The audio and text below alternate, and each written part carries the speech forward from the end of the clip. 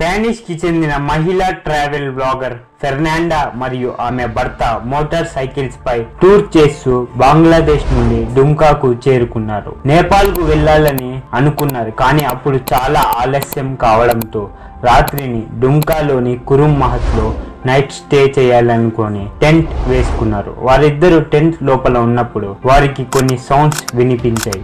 దీంతో వీరు బయటికి వచ్చి చూశారు. అక్కడ ఇద్దరు వ్యక్తులు ఫోన్ మాట్లాడుతూ కనపడ్డారు. కొద్దిసేపటికి చాలా మంది వ్యక్తులు వచ్చారు. తన భర్తను కొట్టి ఈమెపై 7 అత్యాచారం చేశారు. ఇది ఎప్పుడు జరిగిందంటే మార్చ్ 1న ఆమె తన భర్తతో జార్ఖండ్ డుమ్కా డిస్టిక్ లోని కురుమ్ మహత్ లో టెంట్ వేసుకొని నైట్ స్టే చేస్తున్నారు. టైం సుమారు 7 గంటల నుండి 10 గంటల మధ్యలో ఆమెను కొట్టి కత్తితో బెదిరించి దాదాపు 2.5 గంటల పాటు ఆ 7 గ్యాంగ్ రేప్ చేశారు. ఈ విషయం కోర్టు దాకా ఎలా వచ్చిందంటే మార్చ్ 2వ తారీఖున స్థానిక ప్రజలు వీళ్లను రోడ్డుపై పడి ఉండడం చూసి పోలీసులకు సమాచారం ఇచ్చారు. దీంతో పోలీసులు వచ్చి వీళ్లను హాస్పిటల్ కి తీసుకెళ్లారు. అక్కడ డాక్టర్ ఈమెపై గ్యాంగ్ రేప్ జరిగిందని చెప్తారు. దీంతో విక్టిమ్ నుండి మార్చ్ 2న కమ్యూనిటీ హెల్త్ సెంటర్ లో స్టేట్మెంట్ తీసుకున్నారు. దీంతో పోలీసులు ఎఫ్ఐఆర్ రిజిస్టర్ చేశారు under IPC sections 376D gang rape and 395 డాక్వైటీ. 7 3 arrest చేశారు. జాతీయ మహిళా commission of women Mamata Kumari victim ని కలిశారు. ఈ ఘటన చాలా దురదృష్టకరమైనది. జార్ఖండ్ లో శాంతి భద్రతలు లేవని ఆమె అన్నారు. ఈ గ్యాంగ్ రేప్ లో 7 మంది ఇన్వాల్వ్మెంట్ ఉందని పోలీసులు 3 అరెస్ట్ చేశారని ఆమె చెప్పారు.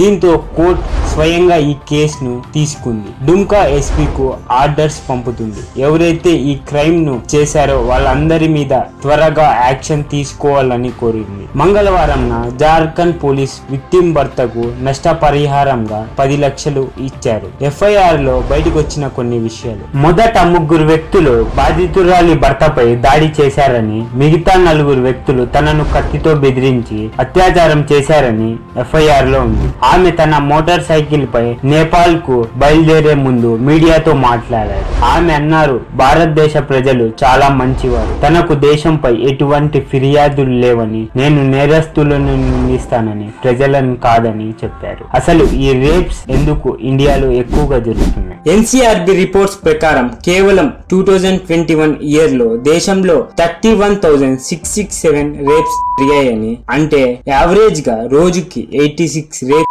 జరుగుతున్నాయి అని రిపోర్ట్ ద్వారా తెలిసింది. ఈ 31,667 కేసులలో దాదాపు 89% కేసెస్ అన్ని విక్టిమ్ కి తెలిసిన వ్యక్తే అత్యాచారం చేశారని తెలిసింది. ఇవి కేవలం రిపోర్ట్ అయిన రేప్ కేసెస్ మాత్రమే. ప్రతి 3 కేసులలో ఒక కేసు మాత్రమే బయటికి వస్తుంది. దీనికి కారణం కొందరు విక్టిమ్స్ తమను ఏమైనా చేస్తారని, ఇంకా కొందరు ఈ విషయం బయటికి వస్తే తమ ఇమేజ్ డ్యామేజ్ అవుతుందని రిపోర్ట్ చేయరు.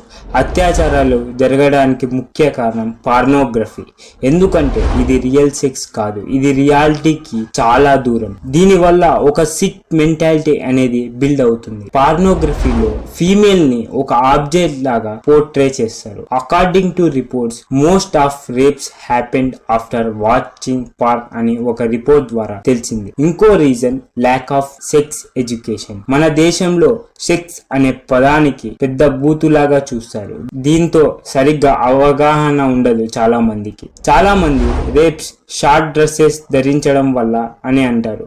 But according to NCRB reports, more than 50% victims are under 18 age అని తెలిసింది. దీంతో రేప్ కారణం షార్ట్ డ్రెస్సెస్ కాదని తెలిసింది. మన సిస్టమ్ పూర్గా ఉండటం వల్ల ఒక విక్టిమ్ కి న్యాయం జరగాలి అంటే మినిమం 8 years పడుతుంది. అప్పటి వరకు క్రిమినల్ హాయిగా బయటికి వచ్చేస్తాడు. మన దేశంలో కేవలం 27% మందికి మాత్రమే జస్టిస్ జరుగుతుంది. మన లా సిస్టమ్ ఎలా ఉండాలి అంటే ఒక మంత్ లో క్రిమినల్ ను డెత్ పెనాల్టీ ఇచ్చేలాగా ఉంటే రేప్ కేసెస్ అనేవి తగ్గుతాయి. జస్టిస్ జరగని విక్టిమ్స్ ఎన్నో. నిన్ననే ఒక న్యూస్ పుడుచ్చేరిలో ఒక 9 ఏళ్ల పాపను అత్యాచారం చేశారు. ఇలాంటి న్యూస్ ఎన్నో రోజుకి. మన దేశంలో ఎవరికైతే అన్యాయం జరిగిందో వారందరికీ న్యాయం జరగాలని కోరుకుంటూ దీంతో ఈ వీడియోకి ముగింపు పలుకుతున్నా.